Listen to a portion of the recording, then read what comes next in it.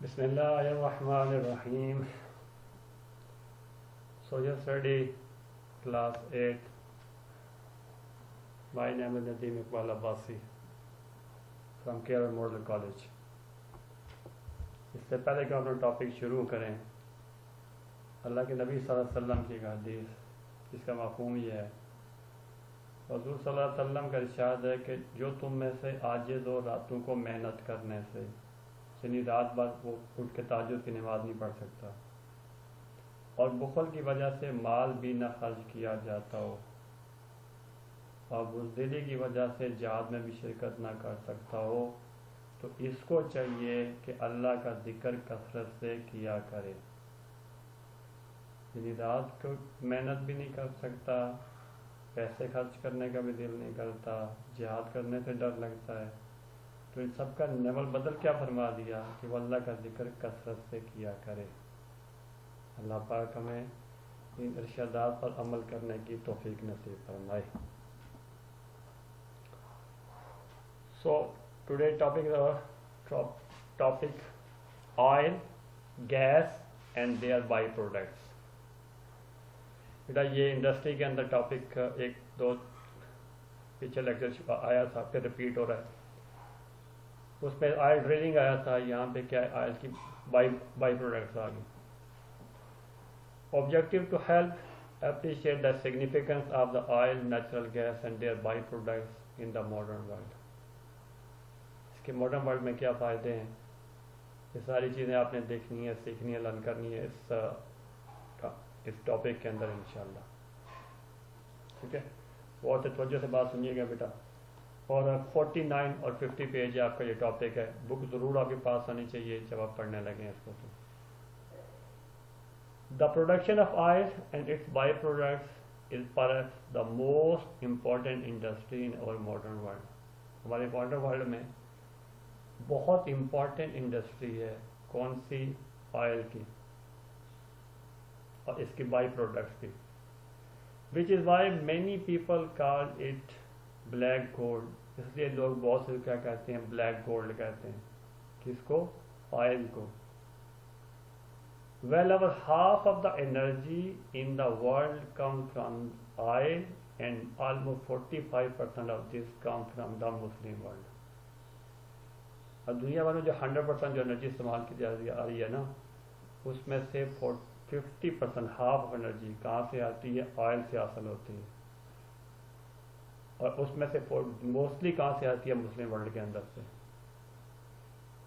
We may think that it is used just for powering cars, trucks and trains and producing electricity, but it is also the base for a number of everyday byproducts that we would never think had anything to do with the black sludge that comes from the oil well. क्या हम से अक्सर ये समझते हैं कि ये जो ऑयल है ना, ये गाड़ियों में इस्तेमाल होता है। मोस्टली हमारे जहन में यही होता है, लेकिन इससे बहुत सारी चीज़ें हैं, बाई प्रोडक्ट्स हैं जो हमारी डेली यूज़ की हैं, वो जो इससे हासिल होती हैं।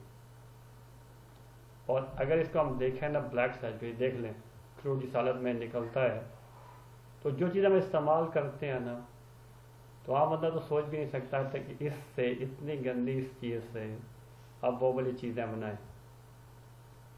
ठीक है, लेकिन कहा जाता है कि ऑलमोस्ट कितनी 6000 के करीब, ऑलमोस्ट 6000 के करीब इसकी बाई प्रोडक्ट्स हैं। किसकी? ऑयल की। और हमारे जहन में यही होता है ज़्यादा, इसके कारों में डालने के लिए, गाड़ियों में डालने के लिए पेट्रोल इस्तेमाल होता है इधर से, लेकिन 6000 बाई प्रोडक्ट्स हैं। We get more different products from oil than from any other substance on earth. हम क्या करते हैं, दुनिया में जितने सब्सटेंस पाए जाते हैं, सबसे ज़्यादा जो बाई प्रोडक्ट्स हासिल होती हैं ना, वो किससे हासिल होती हैं? ऑयल से हासिल होती हैं।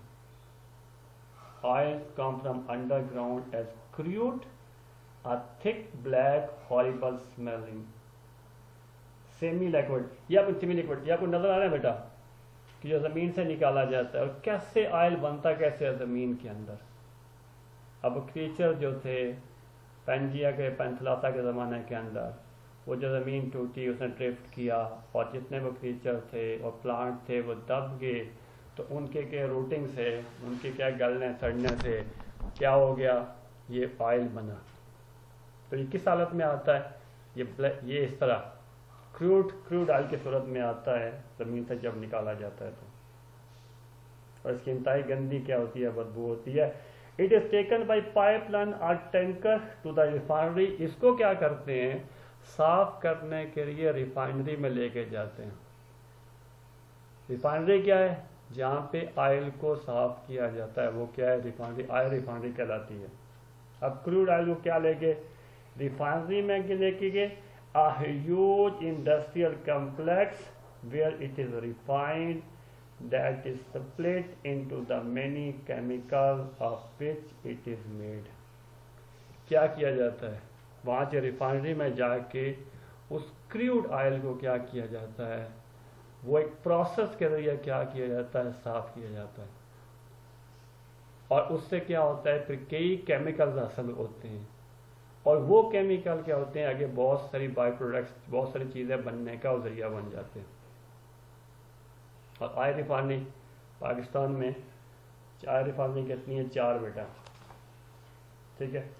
एक है अटक ऑयल रिफाइनरी, ये पिंडी में है, और एक है नेशनल रिफाइनरी कराची में है, पाकिस्तान रिफाइनरी कराची में है, और पाक अरब ऑयल रिफाइनरी कहाँ पे है, मुजफ्फरगढ़ में।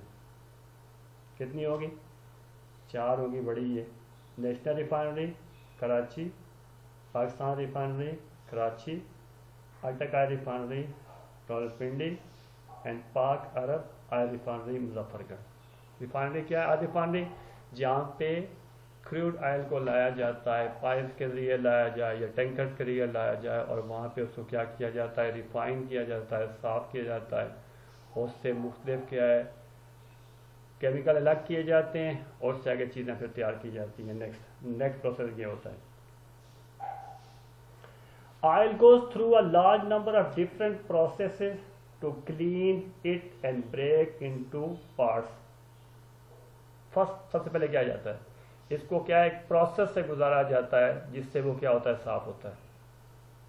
कैसे, सबसे पहले इसको क्या किया जाता है, first it is washed with hot water to get rid of the unpleasant sulphur. सबसे पहले क्या किया जाता है, इसको क्या हॉट वाटर से वॉश किया जाता है, धोया जाता है, ताकि सल्फर इससे अलग हो जाए। And then it goes to the distillation tower, फिर डिस्टिलेशन टावर में इसको डाला जाता है। Here it is heated to turn it into a gas which rises up the 40-meter tower on the right। अब देख लीजिएगा बेटा, ये आपको नजर आता है ना। अब यहाँ पे उसको क्या कहता है, हीट दी जाती है, उससे टेम्परेचर होता है हीट देने के बाद वो ऑलमोस्ट 400+ डिग्री सेंटीग्रेड होता है। अब वो जो आपका क्रूड ऑयल है ना, ये वाला, इसको कहाँ पे लेके, रिफाइनरी में लेके आए, रिफाइनरी में इसको क्या किया, वहाँ पे हीट दी, और इसको क्या किया, ये ऊपर टावर में जाता है। अब देखिएगा, here it is heated to turn into gas, इसको गैस की सूरत में चेंज किया जाता है, which rises up the 40-meter tower, all the way up the tower are trays with hole in them and on each of which are different part of the oil condense। जब उसको लेके जाते हैं tower, वो वहाँ पे heat देते हैं, तो वो क्या होता है, वो गैस की शक्ल में चेंज होता है। और ये क्या होता है, जो ये टावर है इसके अंदर मुख्तलिफ ट्रे लगे होते हैं, ठीक है। अच्छा, crude oil is separated into various friction, each friction has its own specific boiling rate and composition।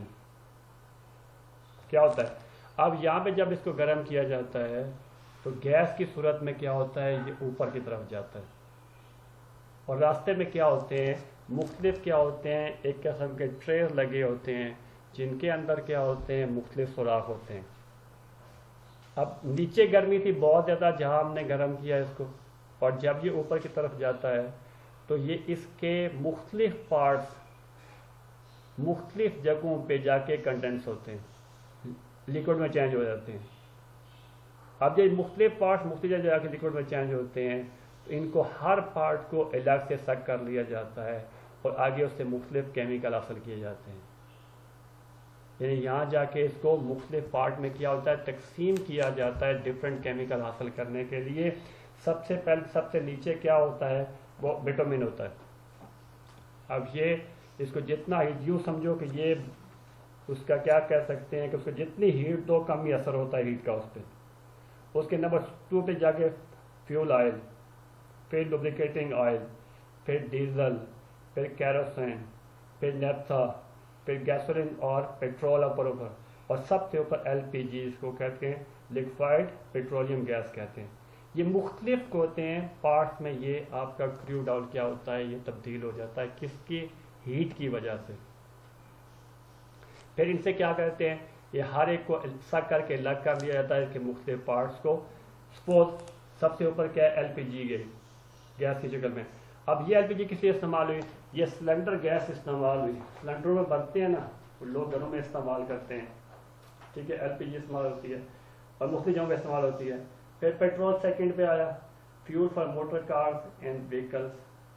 फिर नेफ्था आया, chemical feedstock for making drugs, plastics and other chemicals. फिर उससे नीचे क्या है, kerosene, fuel for jet planes, fuel for heating, lightning and cooking. अब एक ही है, क्रूड ऑयल है, इसके क्या फायदे, इसके बाई प्रोडक्ट देख लें, क्या क्या कहाँ पे इस्तेमाल हो रहा है, उसी के पार्ट्स। फिर उसके नीचे क्या है, diesel, fuel for buses, trucks and train. फिर लुब्रिकेटिंग ऑयल आया उसके नीचे, lubrication for machines and engine, waxes उससे तैयार हुई एंड पॉलिशेज उससे तैयार हुई। फिर फ्यूल ऑयल तैयार आया, fuel for power station, factories and ships. और सबसे नीचे विटामिन क्या है, paving road and making roofing materials. यानी ये उसको जब गर्म किया गया, कहाँ पे जाके, ऑयल रिफाइनरी में गैस की शक्ल में चेंज किया गया, तो क्या हुआ, जब ये गैस के ऊपर गया तो ये क्या, मुख्तलिफ इसके ट्रेस थे, मुख्तलिफ इसके दर्जे थे, वहाँ पे ये लिक्विड बना और इस लिक्विड को सेक कर लिया गया। जब इसको सेक कर लिया, अलग कर लिया इसके सारे पार्ट, तो क्या ये मुख्तलिफ क्या है जगहों में ये इस्तेमाल हुए, मुख्तलिफ केमिकल इसके, इससे मुख्तलिफ आगे चीज़ें तैयार हुई, ठीक है। Some of the products obtain from oil and these are only a few of them are jet fuel, petrol, diesel fuel, kerosene, liquid petroleum gas, LPG अभी अब बताई थी, और दवाइयों के अंदर इस्तेमाल चीज़ें होती हैं। Beside different fuels, oil is a raw material for cosmetics, food and cloth dyes, plastic such as tarlin and nylon, fertilizer, bitumen for road and roof and for strengthening tires। ये वो सारी चीज़ें हैं जो आपकी बुक के अंदर लिखी हुई हैं। और ये बाई प्रोडक्ट ऑयल है, ये देखिएगा बेटा, ये आपकी नज़र आ जाएंगी इसकी। क्रूड ऑयल मिक्स, अब क्रूड ऑयल को क्या है, मुख्तलिफ पार्ट में तकसीम किया और हर एक पार्ट की रेशियो देख लें कितनी कितनी है इसके अंदर। अदर बाई प्रोडक्ट ये आपके सामने नजर आ रही, ठीक है। तो कैसे प्रोडक्ट्स हासिल हुई इसकी, ऑयल की, ऑयल रिफाइनरी में लेके जाकर आपने क्या किया, इसको साफ किया और उससे क्या है मुख्तलिफ बाई प्रोडक्ट्स हासिल हुई। और ऑलमोस्ट कितनी बाई प्रोडक्ट हासिल होती हैं, ऑलमोस्ट 6000 बाई प्रोडक्ट्स हैं किसके, ऑयल की। वो क्रूड ऑयल की आगे चल के साफ हो जाए उससे आगे चीज़ें जो बनती हैं। क्लियर, हाँ जी। Use of oil as a fuel in Pakistan. अब पाकिस्तान में क्या है, पाकिस्तान में फ्यूल कम है, तो पाकिस्तान ऑलमोस्ट 15% अपना फ्यूल क्या करता है, खुद पैदा करता है, ज़मीन से निकालता है, और बाकी 85% ऑलमोस्ट 85% क्या होता है, बाहर से मंगवाता है। और पाकिस्तान का मोस्टली जो फ्यूल इस्तेमाल होता है ना, वो कहाँ इस्तेमाल होता है बेटा, ट्रांसपोर्ट में हम सबसे ज़्यादा फ्यूल इस्तेमाल करते हैं। फिर इलेक्ट्रिसिटी जनरेशन के अंदर, बिजली पैदा करने के अंदर, फिर इंडस्ट्री के अंदर, हाँ, और फिर किसका रेशियो आ गया आपका, एग्रीकल्चर का, फिर होम्स का आ गया।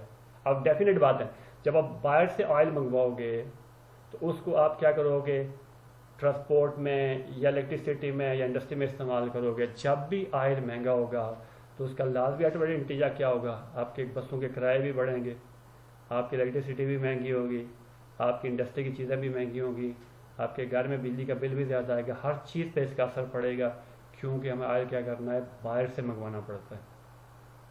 और लाजमी बात है अगर आप ऑयल अपने मुल्क में आपका हो तो आप ज़्यादा बाई प्रोडक्ट हासिल कर सकते हैं रिफाइनरी के प्रोसेस के ज़रिए।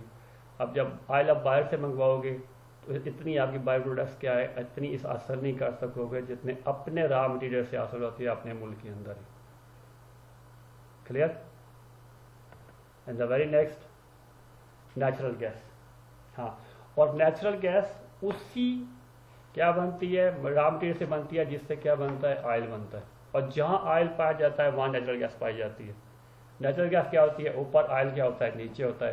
पाकिस्तान में नेचुरल गैस है और बड़ी मिकदार में है, लेकिन ऑयल नहीं है। लेकिन कहते हैं पाकिस्तान में ऑयल भी होगा, लेकिन लाजमी होते हैं दोनों जो बनती है ना वो एक ही रॉ मटीरियल से बनती हैं, dead and decaying organic matter से बनती हैं। ठीक है, ये क्या हो गया, ज़मीन के नीचे पेंजिया पेंथलासा के दौर में ये दबे, इन पर प्रेशर पड़ा, हीट पड़ी, तो क्या हो गया, इनके स्केलेटन से क्या बना, गैस भी बनी, इनके स्केलेटन से क्या बना, ऑयल भी बना। Natural gas, like oil, natural gas was created by rooting vegetation deep underground. After the two are found together, दोनों गट्ठी पाई जाती हैं। कहा क्या, गैस और तेल दोनों गट्ठी पाई जाती है।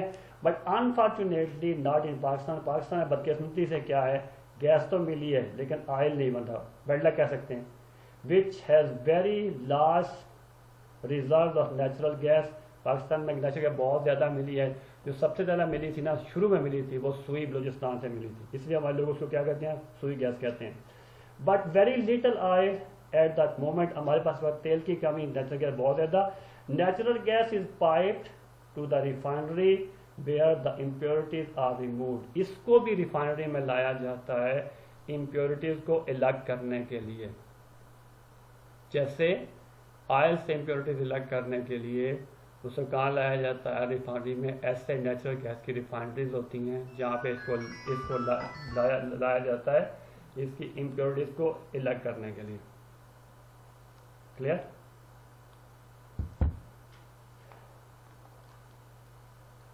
Natural gas piped to the refinery, हाँ, and it embeds as bitumen और प्रोपेन। ये मुख्तलिफ इसके हिस्से में होती ज़ाहिर होती है, यानी इसके मुख्तलिफ पार्ट्स में तकसीम किया जाता है इसको। There are also by products of the refining such as the plastic but not as many as with oil. इसकी भी बाई प्रोडक्ट्स होती हैं लेकिन इतनी ज़्यादा नहीं होती जितनी किसकी होती हैं, जितनी ऑयल की होती हैं। भाई बेटा बाई प्रोडक्ट्स हैं ऑयल एंड नेचुरल गैस की, अगर आप देखें तो ऑलमोस्ट बहुत सारी चीज़ें आपको नज़र आएंगी जिसके अंदर ये इस्तेमाल होते हैं। क्या है, केमिकल किसके, ऑयल या गैस के। ये तस्वीर आपको नज़र आ रही है? हाँ जी, तो खुद अंदाज़ा कर लें आप, कोई चीज़ रही नहीं, ऑलमोस्ट सारी चीज़ें इसके अंदर आ जाती हैं। गैस की भी क्या है, बाई प्रोडक्ट्स हैं, लेकिन क्या है इतनी ज़्यादा नहीं है जितनी किसकी है, नेचुरल गैस की। Okay, importance of natural gas for Pakistan. अच्छा, पहले से क्लियर कर लेते जी बेटा।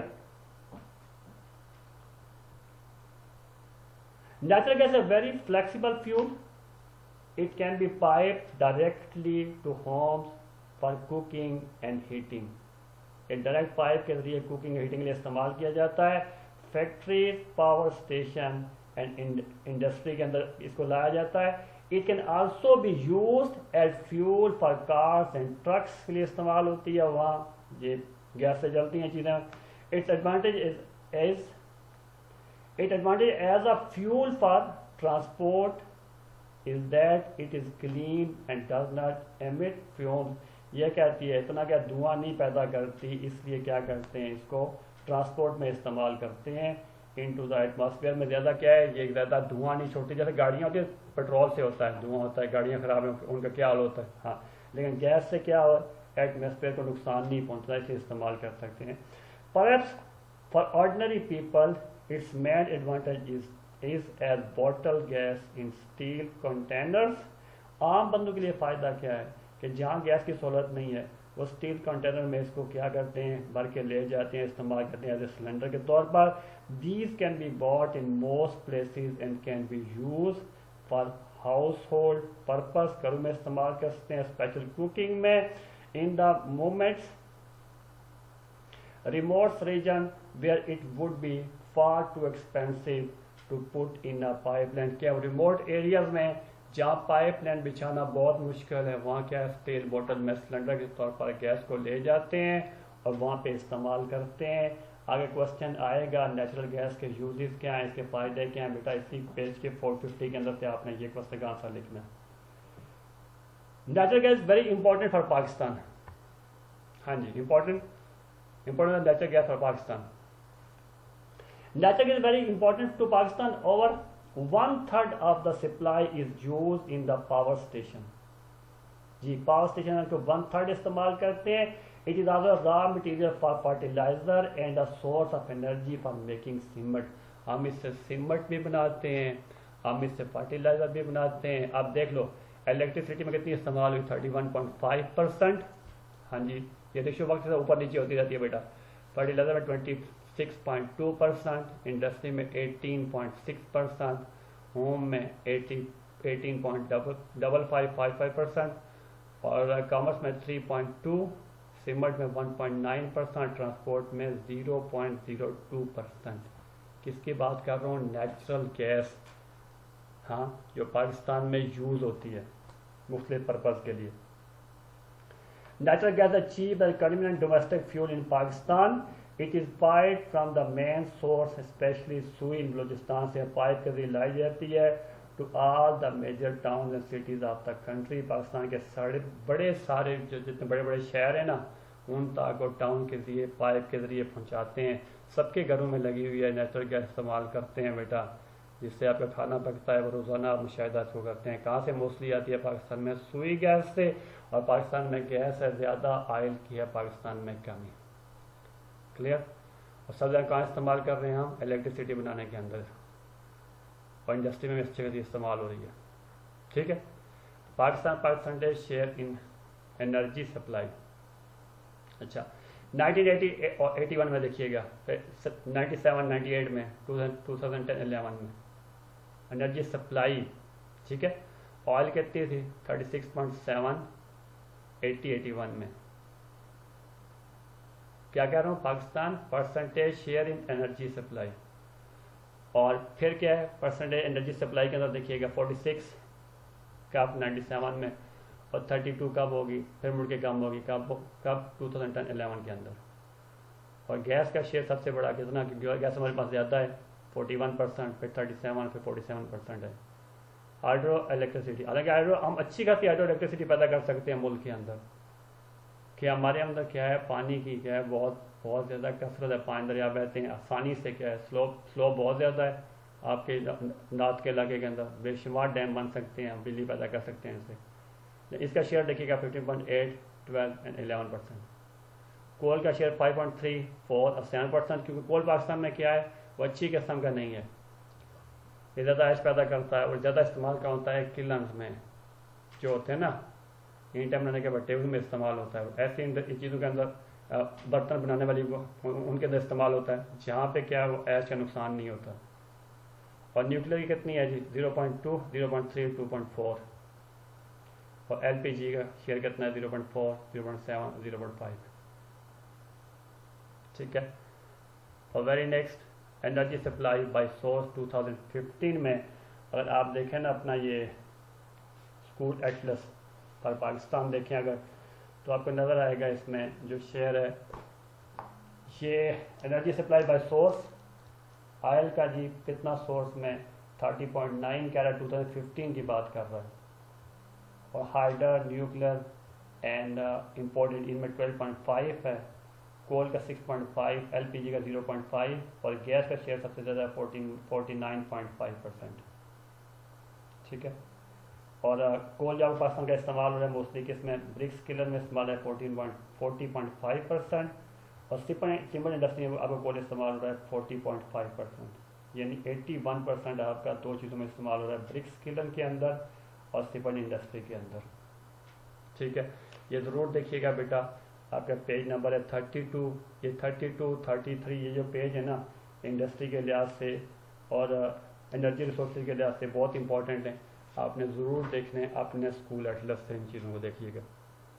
ठीक है, फिर है import bill of file in 2010 में, पाकिस्तान का इम्पोर्ट बिल देखिएगा बेटा।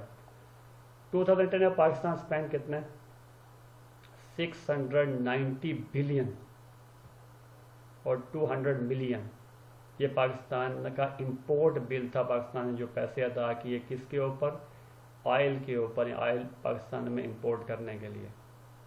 और अगर कह रहा है कि सारा का सारा ये पैसा पाकिस्तानी अवाम में उसको तकसीम कर दिया जाता तो हर एक का शेयर कितना होता, 4060 रुपये हर पाकिस्तानी को मिलते। और उसी टाइम में जो आपके एजुकेशन पे खर्च किया गया वो कितना, 300 बिलियन, ऑयल पे कितना 690 बिलियन, और एजुकेशन पे कितना खर्च उसी वक्त किया गया 300 बिलियन, और हेल्थ पे कितना खर्च किया गया 79 बिलियन, बिलियन की बात कर रहा हूँ 79, वो 690, एजुकेशन पे 300 और हेल्थ पे कितना 79, और bringing electricity, sanitation, water and road to village इस पे कितना 23 बिलियन। अब कितना ज़्यादा है, इन तीनों का बिल मिला लेना, फिर भी आप क्या है इनको उसको प्लस कर लें, एजुकेशन को, हेल्थ को, और क्या है बर्निंग इलेक्ट्रिसिटी, सैनिटेशन, वाटर सबको मिला लें, तब भी आपने जो इम्पोर्ट बिल अदा किया ना ऑयल का उसको आप नहीं पहुंच सकते। और अगर सारे का सारा अगर हमारे पाकिस्तान में ऑयल पैदा होता है बेटा, तो इसके अब जो बाई प्रोडक्ट्स हैं हम इसके रिफाइनरी के बाद असर करते, वो पाकिस्तान में कितना ज़्यादा होती, पाकिस्तान कितनी बना लेता, वो एक फ़ायदा इसका ये होता। सेकेंडली हमारा क्या है, वो जो बिल था हमारा, हाँ वो जब हमने पैसे अदा किए इतने बच जाते, और हम वही बिल हम क्या एजुकेशन पे खर्च कर सकते थे, हेल्थ पे खर्च कर सकते थे, और सैनिटेशन पे, वाटर पे, रोड्स पे, हाँ और इलेक्ट्रिसिटी पे खर्च कर सकते थे, जिससे क्या होता हमारे लोगों का स्टैंडर्ड ऑफ लिविंग क्या होता और अच्छा हो जाता। क्लियर।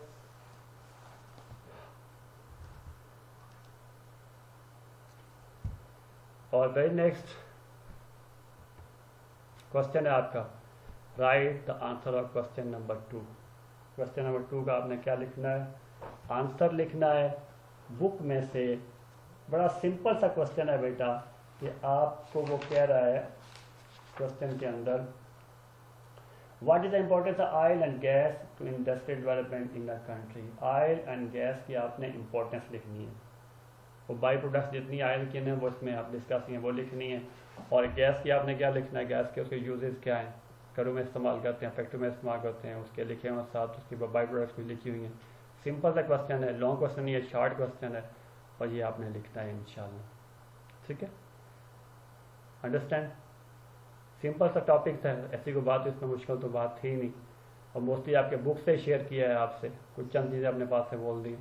फिर भी अगर कोई क्वेश्चन हुआ बेटा तो मैं इंतज़ार करूँगा आपके क्वेश्चन का, आपने ज़रूर पूछना है मेरे से, और इंशाल्लाह मैं कोशिश करूँगा मुमकिन है आपसे जवाब। लेकिन काफ़ी टाइम से चल रही है, क्लास चल रही है, बच्चे क्वेश्चन नहीं पूछ रहे बेटा, ज़रूर पूछिएगा, क्रिएट कॉन्फिडेंस, और ज़रूर कोई ना कोई बात शेयर किया करें टीचर से। आप पूछेंगे तो मुझे भी फ़ायदा हो जाएगा, मैं आंसर दूंगा तो आपको भी फ़ायदा हो जाएगा इंशाल्लाह। ठीक है, इस दुआ के साथ इजाज़त चाहूँगा, अल्लाह आपको अपने हिफ्ज़-ओ-अमान में रखे। जज़ाकल्लाहु खैर, अहसन जज़ा। अस्सलामु अलैकुम व रहमतुल्लाह।